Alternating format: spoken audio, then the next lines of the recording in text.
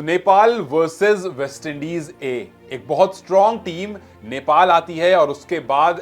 जब वेलकम होता है तो बहुत सारा क्रिटिसिज्म होता है, लेकिन जब पहला मैच होता है तो उस मैच में बता दिया जाता है कि जी वेलकम की कुछ तस्वीरों से अगर दुनिया में मजाक बनाना है तो बना लो। आपके कप्तान ने खुद कह दिया है कि हमें बहुत अच्छा वेलकम मिला। दुनिया भर के अदर प्लेयर्स ने कहा कि Nepal is a very good side और नेपाल जिस तरह से वेलकम करता है वो बहुत अच्छा होता है। लेकिन बात यहां वेलकम की नहीं थी, बात यहां पर क्रिकेट की थी। और जब बात क्रिकेट की होती है तो आपके कप्तान को लीडिंग फ्रॉम द फ्रंट होना पड़ता है और रोहित पौडेल ने बता दिया किस तरह के कप्तान है वो। जब एसीसी प्रीमियर कप में नेपाल ने परफॉर्मेंस नहीं दिखाई तो फैंस बहुत ज्यादा डिसअपॉइंट हो गए थे, क्योंकि पिछली बार आप एसीसी प्रीमियर कप जीते थे, आप एशिया कप में आपने एंट्री करी थी, आपने इंडिया पाकिस्तान के सामने मैचेस खेले थे, अपना नाम बताया था, अपनी परफॉर्मेंस दिखाई थी और उसके बाद एक्सपेक्ट किया जा रहा था कि एक बार फिर से आपकी परफॉर्मेंस अच्छी आएगी। लेकिन नेपाल ने जब ओमान में जाकर के एक नॉट सो गुड परफॉर्मेंस दी तो उसके बाद फैंस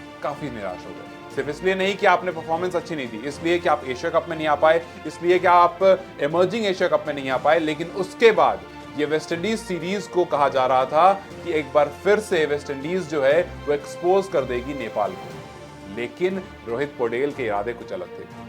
इस टीम के इरादे कुछ अलग थे, क्योंकि एक जो इंटेंट थी जिसकी कमी थी, एक जो पॉजिटिव एटीट्यूड था उसकी कमी थी कहीं ना कहीं इस पूरे प्रीमियर कप में, वो चेंज कर दिया गया। जब वेस्ट इंडीज पहले बैटिंग करने आया, कमाल सिंह आयरी आते हैं, उनकी काफी टाइम से डिमांड हो रही थी, लेकिन कमाल सिंह आयरी को थोड़े रन जरूर पड़ जाते हैं, हालांकि विकेट वो जरूर लेते हैं लेकिन कुछ रन उनको पड़ जाते हैं और उनके शुरुआती दौर है तो इतनी जल्दी शायद उनको जज करना भी सही नहीं होगा। लेकिन अच्छा जब टोटल बोर्ड पर लग जाता है उसके बाद सवाल हर तरफ से आता है कि नेपाल इसको चेज कैसे करेगा, क्योंकि चेजिंग में कुछ टाइम से हम देख रहे हैं नेपाल थोड़ा सा स्ट्रगल जरूर करता है और अगर बड़ा टोटल बोर्ड पर लग जाता है तो थोड़े स्ट्रगल जो हैं वो बहुत बड़े हो जाते हैं। और बड़े टोटल को चेज करने के लिए सबसे पहला काम जो एक टीम को करना होता है वो होता है आपको शुरुआत में विकेट नहीं गंवाना। लेकिन एज यूजुअल नेपाल की ओपनिंग जोड़ी बहुत अच्छी नहीं रही, शुरू में विकेट्स गिर गए, 204 को जो चेज करने के लिए आपको पार्टनरशिप चाहिए थी वो नहीं मिली, तो कप्तान रोहित पौडेल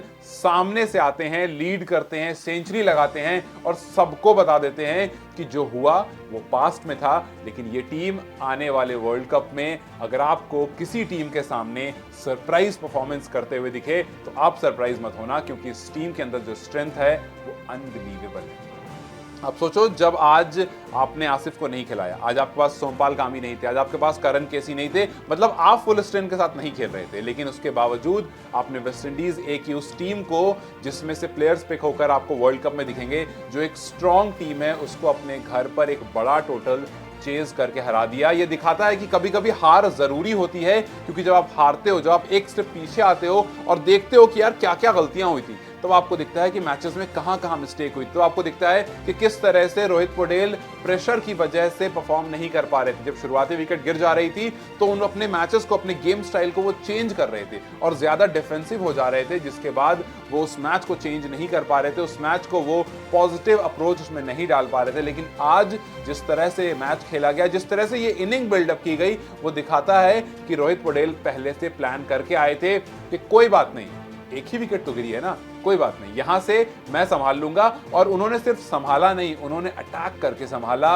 और कोई भी ऐसा मोमेंट नहीं आया जहां पर ऐसा लगा हो कि रोहित पौडेल थोड़ा सा बैकफुट पर आए हैं। 200 से ज्यादा के स्ट्राइक रेट से लगातार खेलते रहे, सेंचुरी लगाई। हालांकि दूसरी तरफ एक पॉइंट पर आपको दीपेंद्र सिंह आयरी थे और दीपेंद्र सिंह आयरी हम सबको जानते हैं, हाल फिलहाल में 6 छक्के लगाए हैं। हमने बहुत सारी इनिंग्स ऐसी देखी जो हमको पता है कि वो अच्छा फिनिश करके देते हैं, लेकिन जब उनका विकेट आ गया एक 6 और 4 के बाद तो ऐसा लगा कि अब मुश्किल हो जाएगी।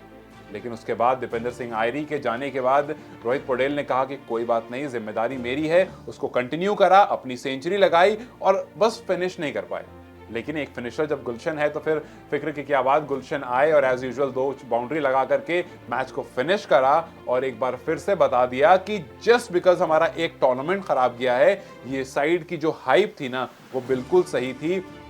204 अगर हमारे सामने लगते हैं, अच्छी टीम के होने के बावजूद हम उसको चेज कर सकते हैं। रोहित पौडेल ने सिर्फ 54 बॉल्स लिए 112 रन मारने में और अपनी टीम को जो 5 मैच की सीरीज है उसमें 1-0 से आगे कर दिया है। अब यहां से देखना है कि ये इंटेंट, जो नया इंटेंट हमें दोबारा से देखने को मिला है नेपाल टीम में, क्या इसको कंटिन्यू किया जाता है। वी रियली होप कि इसको कंटिन्यू करें और इस वेस्ट इंडीज साइड को आप डोमिनेट करें जाकर के, बिकॉज अगर एक बड़ी टीम आपके सामने आई है और शायद अब तक की खेली हुई सबसे बड़ी टीम आई है जिसको आपने एक हिस्टोरिकली हराया है, तो इस जीत से जो कॉन्फिडेंस आपके अंदर आया है उस कॉन्फिडेंस को यूज करें और आने वाले दिनों में इस नेपाल टीम को और बुलंदी तक पहुंचाएं, सो दैट वर्ल्ड कप में हमें एक बेहतर नेपाल देखने को मिले और इस सीरीज को आप अच्छे मार्जिन से जीत कर यहां से निकले। खैर, आपको क्या लगता है इस टीम को और किस चीज की जरूरत है, और क्या आने वाले मैचेस में जब हमारे पास सोमपाल होंगे, करण होंगे और आसिफ होंगे, तो क्या इस टीम की अप्रोच यही रहेगी